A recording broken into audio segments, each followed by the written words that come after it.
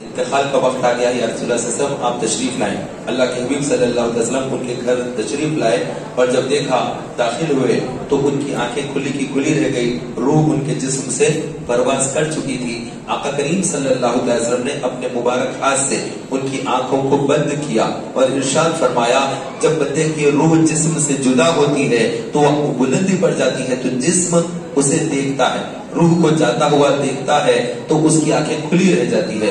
لہذا جب تم اپنے میتوں کے پاس آؤ تو ان کی آنکھوں کو بند کر دو. تو ہمیں حکم فرمایا کہ میت کو جب ہم وہاں پر جب بھی گرم گرم ہے جسم کا خون ابھی اور دوڑنا بند ہوا ہے، ابھی سانسوں کی رکی ہے، اس وقت فوری سے ہمیں جو عمل کرنا ہے اس میں اول عمل یہ ہے کہ اس کی آنکھیں بند کر دے. اور اگر یہ موقع آپ کے پاس ہے کہ اس کے انتقال سے پہلے آپ اس کے پاس ٹھہرے ہیں تو سرحانے اگر کسی مرنے والے کے پاس کھڑے ہیں تو بالکل ہلکی آواز میں لا الہ الا اللہ لا الہ الا اللہ لا الہ الا اللہ محمد رسول اللہ ہلکے سے پڑھتے جائیں، زوردار آواز نہ ہو، زیادہ چیخ کرنا پڑے اور پڑھو کی رٹ نہ لگائیں، فورس نہ کریں پڑھنے کے لیے کہ وہ تکلیف میں ہے اور اس وقت اس پر فورس کرنا جبر کرنا یہ اچھی بات نہیں ہے. وہ انکار اگر کر دے گا تو بڑی مصیبت ہو جائے گی، وہ کیا کیفیت میں ہے کیا تکلیف میں ہے وہی جانتا ہے. لہذا ایسے وقت میں کلمہ پڑھو نہیں، اس طرح کی ہرگز گفتگو نہ کریں،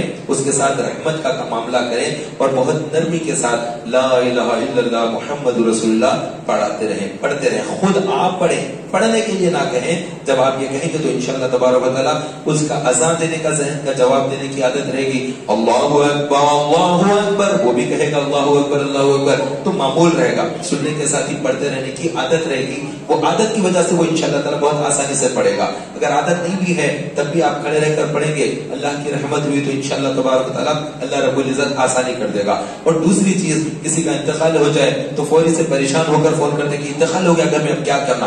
اتنا خوف زدہ پریشان اور اس طرح سے کرنے کی ضرورت نہیں ہے. ایک صاف چادر جو گھر میں رہتی اس کو بچھا دیں یا اس کے اوپر لا کر میت کو رکھ دیں اور صاف چادر انہیں اڑا دیں. اور سب سے پہلا جو کام کرنا ہے آنکھیں بند کر دینا ہے اور ہاتھوں کو سیدھا کر دیں.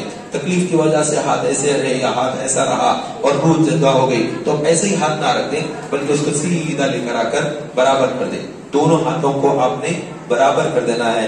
دونوں پیر جو ایسے ہو جاتے ہیں ان کو اٹھانا ہے اور اٹھا کر دونوں انگوٹھوں کو باندھ دینا ہے تاکہ دونوں پیر سیدھے کھڑے رہے. کوئی رسی سے ڈوری سے کسی چیز سے دونوں پیروں کو باندھ دینا ہے اور آنکھیں بند کرنے کے بعد ہٹا دینا نہیں ہے، پھر کھل جائیں گی آنکھیں. آپ بولیں گے میں بند کرا تھا پھر کھل گئی پتہ نہیں کیا ہے، ایسا نہیں، تھوڑی دیر تک رکھنا پڑے گا. آنکھ بند کر کے آپ کچھ دیر وہیں پر ہاتھوں کو رکھیں تاکہ وہ بند رہے. آپ اس کا پھر جائزہ لے کے کھل نہ جائے تاکہ آنکھ پھر کھل جائے گی، ویسا نہ ہونے دیں. اس چیز کا لحاظ رکھنے کے ساتھ ساتھ ایک اچھا سا پٹا ہوتا ہے، ڈوری ہوتی ہے یا کوئی ایسا کپڑا جس کو آپ پھر یہاں سر سے لے کر ادھر جبڑوں کو باندھ دیں گے تاکہ منہ کھلا ہوا نہ ہو، منہ کھلا رہ جاتا ایسا نہ ہو، بلکہ آپ منہ کو ٹائٹ بند کر دیں تاکہ سر سے لے کے جب نیچے جبڑے سے تو یہ دونوں دانت جب لگ جائیں گے ہونٹ مل جائیں اتنا ٹائٹ آپ اس کو باندھ دیں. اس کے بعد جب خون ٹھنڈا پڑ جائے گا آپ کو کپڑا کھول دیں گے تب بھی وہ منہ کھلے گا نہیں، پھر ویسے ہی بند رہے گا. اس چیز کا بھی خاص طور پر خیال رکھنا. اور میت کے لیے گھبرا کر کے میت ہے کیسے جانا نہیں، ایسا نہیں،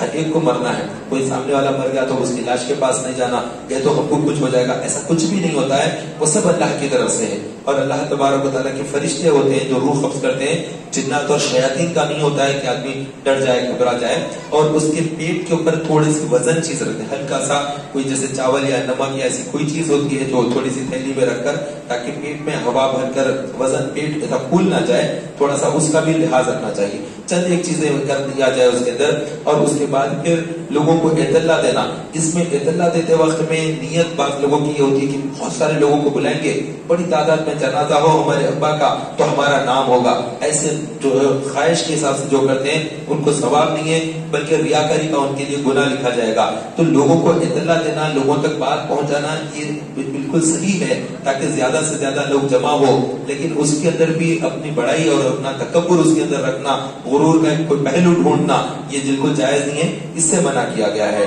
اور پھر وقت مقرر کر دے رہے ہیں یا کس جگہ پر دفن کر رہے ہیں وہ تمام چیزیں طے کرنے کے اندر گھبراہٹ کا شکار نہ ہو. ان سے کئی لوگوں سے مشورے نہیں، جو بالکل اہم ترین لوگ ہیں ان سے مشورے کر لیں اور اس کے بعد پھر طے کر لیں کہ یہ کرنا ہے. اور پھر جس کا انتقال ہوا ہے اس نے جو وصیت لکھی ہے اس وصیت کو روح عمل لانے کی کوشش کریں. وصیت کے معاملات میں ہم بہت زیادہ ٹھنڈے اور بہت زیادہ بالکل سمجھتے نہیں کہ وصیت کی کتنی اہمیت ہے. تو جس کا وصیت پر انتقال ہو گیا اس کا سنت پر انتقال ہو گیا. تو وصیت کے اوپر ہم مرنے سے پہلے اپنی بھی وصیت لکھ دیں.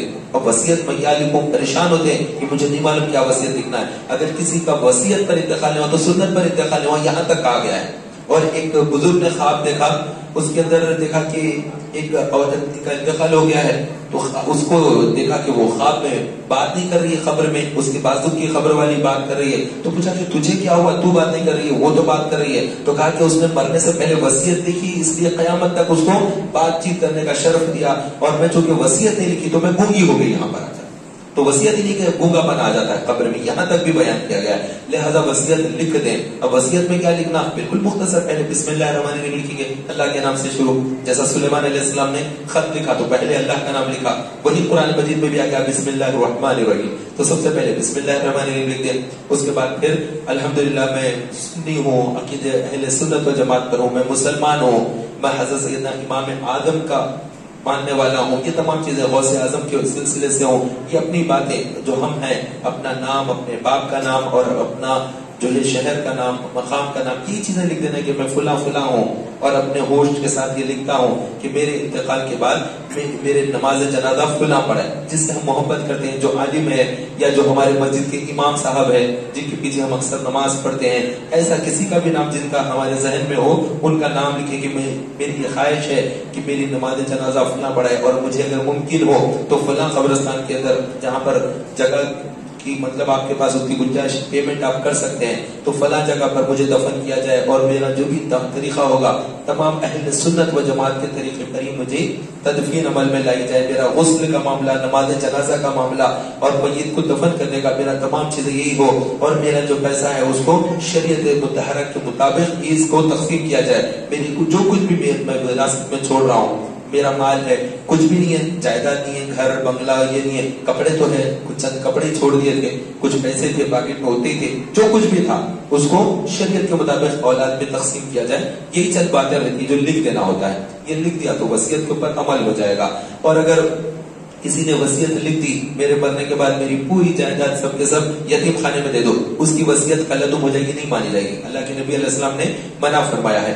1/3 کا ہی اختیار ہوتا ہے, زندگی میں جتنا چاہے آپ مسکین کو, محتاج کو دے سکتے ہیں, لیکن وصیت میں لکھ دیے کہ میرے انتقال کے بعد میرا یہ جو گھر ہے, میری جو جائیداد ہے, میری 1 ایکڑ زمین ہے, یہ جو ہے یتیم خانے کو دے دے, فلاں مدرسے کو دے دے, یا فلاں جامعہ کو دے دے, کسی تنظیم کو, ادارے کو دے دے, تو وہ بات نہیں مانی جائے گی. مرنے کے بعد اب جو آپ کو اجازت ہوتی ہے وصیت میں جتنا مال آپ تقسیم کر رہے ہیں اس میں اونلی 1/3 کی اجازت دی اللہ کے نبی علیہ السلام نے. ایک صحابی نے آ کر کہا کہ رسول اللہ میرے پاس بہت زیادہ مال ہے, صرف ایک ہی بیٹی ہے, میرا انتقال کا وقت ہے, تو میں چاہتا ہوں کہ میں اپنی بیٹی کو 1 حصہ دے دوں اور 3 حصے یتیموں میں, غریبوں میں, محتاجوں میں بانٹ دوں. اللہ کے نبی علیہ السلام نے فرمایا کہ اپنی اولاد کو اس طرح سے غریب حالت میں ڈال کر نہ چلے جائیں, انہیں زیادہ رقم چھوڑ کر جاؤ ان کے لیے. تو انہوں نے عرض کیا کہ رسول اللہ میں آدھا ان کے لیے چھوڑ کر جاتا ہوں. فرمایا کہ اپنی اولاد کو کم مال چھوڑ کر مت جاؤ, ان کے حق میں زیادہ چھوڑ کر جاؤ. تو پھر انہوں نے کہا کہ رسول اللہ میں 1/3 حصہ کیا صدقہ کر دو؟ تو فرمایا کہ ہاں 1/3 یعنی 1/3 یا اس سے کم. یہ بھی فرمایا, صرف 1/3 کی اجازت کے ساتھ اور اس سے کم کا بھی حکم دیا.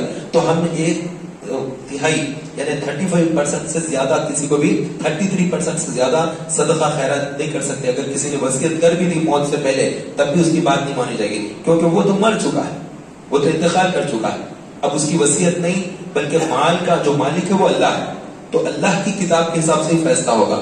کسی نے کر دیا میرے پیسے اس کو نہیں دینا, اس کو نہیں دینا, اس کو اتنا دے دو, یہ گھر ان کو دے دو, وہ گھر ان کو نہیں دینا, میرے 3 گھر میں سے یہ ان کو دے دو, اس کی بات نہیں مانی جائے گی, کیونکہ وہ مر چکا ہے. اب وہ ٹرانسفر نہیں کر سکتا کسی کے نام پر. زندگی میں کسی کے نام پر کوئی ٹرانسفر کر دیا اختیار ہے, زندگی میں کسی کو دے دیا, کسی کو نہیں دیا, وہ جو بھی حساب آخرت میں دے گا. جو بھی غلط بھی کر دیا, کسی کے نام پہ کر دیا.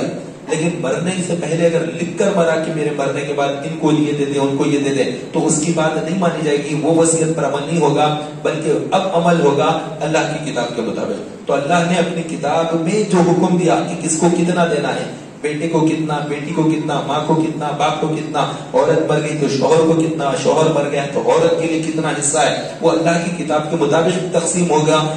کتاب اللہ ہی ہمارے لیے ہوگی. بغیر اللہ کی کتاب کے اب فیصلے منمانی کوئی بھی نہیں کر سکتے. اس کے لیے اگر جو مسئلے آ جاتے ہیں ہمارے شہر میں تو جامعہ نظامیہ جاتے ہیں, وہاں پر بڑے بڑے مفتیان اکرام ہوتے ہیں, وہ بالکل باقاعدہ طور پر لکھ کر دے دیتے ہیں کتنے بچے ہیں, کتنے بچیاں ہیں, کتنا ٹوٹل ہے, وہ لکھ دیتے ہیں. اس کے مطابق پھر آپس میں تقسیم کر لینا چاہیے. آپس میں جھگڑا کر کے لڑ لینے کی ضرورت نہیں ہے. سیدھا جائیں وہاں پر اور جا کر مفتی صاحب سے چیز پیپر لکھا کہ اولاد کتنی ہے, کیا ہے, وہ ساری چیزیں بول دیں. وہ پیپر لکھ کر دیتے ہیں, اس کے حساب سے تقسیم کر لیں گے تو پھر جھگڑے ہوتے نہ فساد ہوتے. اللہ کی کتاب پر سب متفق ہو جائیں تو سب کے سب جھگڑے ختم ہو جائیں گے. کتاب اللہ کے مطابق ہی ہمیں اپنے معاملات کو آگے بڑھانا ہے. اور جب انتقال کا میں کہہ رہا تھا, جب کسی کا انتقال ہو جائے تو جب غسل وغیرہ دے رہے تو خود وہاں پر ٹھہرے, گھبرا کر باہر نکل کر ٹھہر جا رہے ہیں ایسا نہ کریں. اولاد خود بھی وہاں ٹھہر کر وہاں پر پانی ڈالنے کے لیے, پیر دھونے کے لیے, ایسا کچھ کاموں میں وہاں پر مددگار ہونا چاہیے. ایسے ٹائم پر بالکل بھاگے ہوئے باہر کھڑے ہوئے ایسی حرکت ہرگز نہیں کرنا چاہیے. باپ ہو تو پھر باپ کے پاس وہاں پہ ٹھہرنا چاہیے, ماں ہے تو پھر بچیوں کو بھی وہاں پر ٹھہرنا چاہیے. وہ ٹائم ہوتا ہے, وہ ٹائم جو انہوں نے سینے پہ رکھ کے پال کو اس کے بڑا کیا ہے, وہ ٹائم پر فرار اختیار کرنا, بھاگ جانا, میت کے پاس سے ڈرنا, یہ ایک مرد کے لیے درست نہیں ہے. عورتوں میں پھر بھی ڈر خوف ہوتا ہے, مرد آدمی بھی اس طرح سے ڈرے گا تو بہت ہی عیب ہو جائے گا. اپنے عزیز اقارب کرنے تو پھر اکیلے اکیلے جا کر قبر میں بھی سونا ہے. وہاں پر کون سے رشتہ دار عزیز رہتے, سب ان نون پرسن رہتے اطراف میں, جتنے بھی لوگ پہلے سے دفن ہوئے ہم جانتے بھی نہیں ویسے لوگ وہاں پر رہتے. جا کر ہمارے لوگ رشتہ دار تو چھوڑ کر آ جائیں گے نا وہاں پر, تو ہم ایسا ہرگز نہ کریں بلکہ وہاں پر بالکل پرسکون انداز میں رہنا چاہیے. انتقال کے وقت واویلا مچانا, چیخ پکار مچانا اور عورتیں رو رہی ہے, باہر آواز آ رہی ہے, ہرگز ایسا نہیں ہونا چاہیے. عورتوں کی آواز کو کنٹرول کرنا چاہیے. میں رونے سے منع نہیں کیا. اللہ کے نبی علیہ السلام کے شہزادے حضرت سیدنا ابراہیم رضی اللہ تعالیٰ عنہ جب وصال فرما گئے تو نبی پاک صلی اللہ علیہ وسلم کی آنکھوں سے چشم جاری تھے, آنسو بہ رہے تھے. اللہ کے حبیب صلی اللہ علیہ وسلم جب رو رہے ہیں, آنکھوں سے آنسو بہ رہے ہیں, تو صحابی نے عرض کیا کہ یا رسول اللہ آپ بھی روتے ہیں؟ تو اللہ کے نبی علیہ السلام نے فرمایا کہ یہ رحمت, یعنی بچوں کے لیے, کسی کے رشتہ دار کے لیے رونا یہ رحمت ہے, اور اللہ نے منع نہیں کیا. اشک جا رہے ہیں, بہ رہے ہیں تو اس سے منع نہیں کیا. یہ روتے وقت میں چیخنا اور پھر ان کی تعریفیں بیان کرتے ہوئے اس طرح سے جو الفاظ کہتے ہیں ان کے بارے میں, وہ تمام چیزوں سے منع کیا گیا. ان چیزوں کا خاص طور پر ہمیں خیال رکھنا چاہیے. اور دوسری چیز, جب جنازے کو لے کر جا رہے ہیں تو 40 قدم ساتھ جانا چاہیے. تو 40 قدم جاتے ہیں تو 40 کبیرہ کبیرہ گناہوں کو اللہ تعالیٰ معاف فرما دیتا ہے. یہ بھی بہت بڑی ہمارے لیے رحمت کی بات ہے.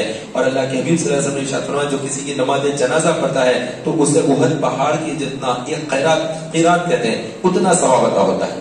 تو اتنا ثواب ہے. اور جو اس کے بعد نماز جنازہ کے بعد تدفین تک بھی شامل رہا اس کو 2 قیرات کا اتنا ثواب ہوتا ہے. یعنی ایک احد بہت بڑا پہاڑ ہے, ایک بہت بڑا پہاڑ مدینے میں, اس کا ثواب بولے تو تعجب ہوتا کہ اتنا بڑا ثواب کتنا ہوگا. تو ایسے شخص کے لیے. اور ارشاد فرمایا جب کسی میت کی نماز جنازہ پڑھ چکو تو پھر اس کے لیے مغفرت کی دعا کرو. حالانکہ نماز جنازہ کیا ہے, دعائے مغفرت ہی ہے وہ, لیکن اس کے باوجود پھر ابو داؤد شریف کی حدیث میں ہے کہ نماز جنازہ پڑھ چکو تو پھر اس کے لیے استغفار کرو, اس کے لیے دعائے مغفرت کرو. تو مرنے کے بعد جیسے نماز پڑھ کے بدعقیدہ لوگ لے کر چلے جاتے ہیں کہ نہیں اب کوئی دعا نہیں, ہو گئی نماز ختم, دعا ہو گئی, دعا کی ضرورت نہیں ہے, ایسا نہ کرے. بلکہ حدیثوں میں ہے اس کے بعد پھر دعا کرو, بلکہ تو دعا کرنا چاہیے اس کے بعد بھی. اور اللہ تبارک و تعالی ہم سب پر رحمت کی نظر فرمائے. آمین بجاہ نبی الامین و صلی اللہ علیہ وسلم.